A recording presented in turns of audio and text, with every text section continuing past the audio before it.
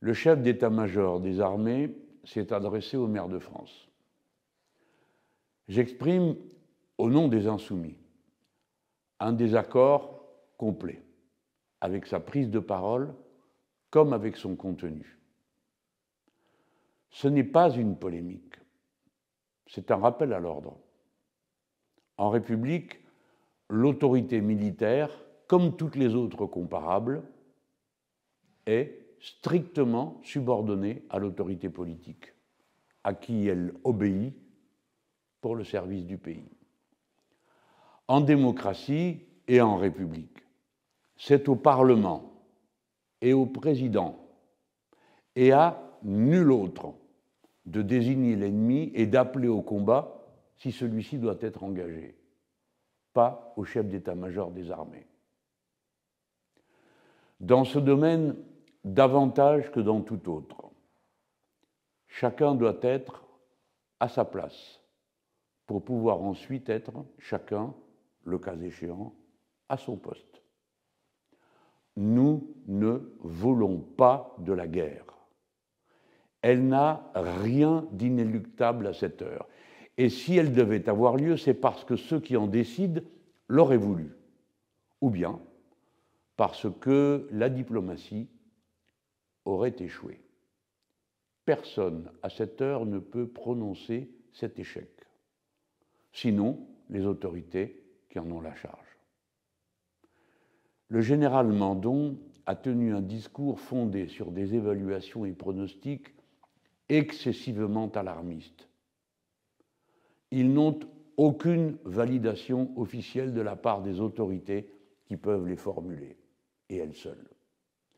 Il affirme que le pays doit être prêt dans 3 ou 4 ans. C'est une erreur. Le pays est déjà prêt. Sa force de dissuasion est prête et de potentiels agresseurs ne doivent pas pouvoir en douter.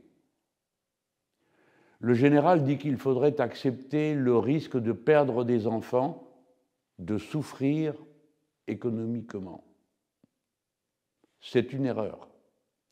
La France n'acceptera pas la moindre forme d'agression et sa dissuasion est là pour le signifier. Le général désigne des ennemis possibles.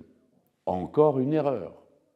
C'est à l'autorité politique du Parlement, au chef de l'État et à eux seuls de le faire. Car cet énoncé vaut ouverture du combat. Une telle usurpation de responsabilité, de tels propos sont inacceptables. En répétant publiquement des scénarios de guerre, dans une vision archaïque à l'âge nucléaire de la guerre, le général outrepasse son rôle. Les chefs militaires conseillent le pouvoir civil, c'est normal. Ils n'orientent pas pour autant les politiques de défense de la nation. Ils ne dictent pas aux élus locaux ce qu'ils doivent faire. Le devoir de réserve s'impose à tous les militaires pour pouvoir recevoir ensuite l'appui de tous les Français. Ce devoir de réserve fait partie des servitudes d'un métier bien plus exigeant que beaucoup d'autres, nous le savons. Mais des déclarations publiques engageant le pays dans un imaginaire de guerre n'ont pas à avoir lieu.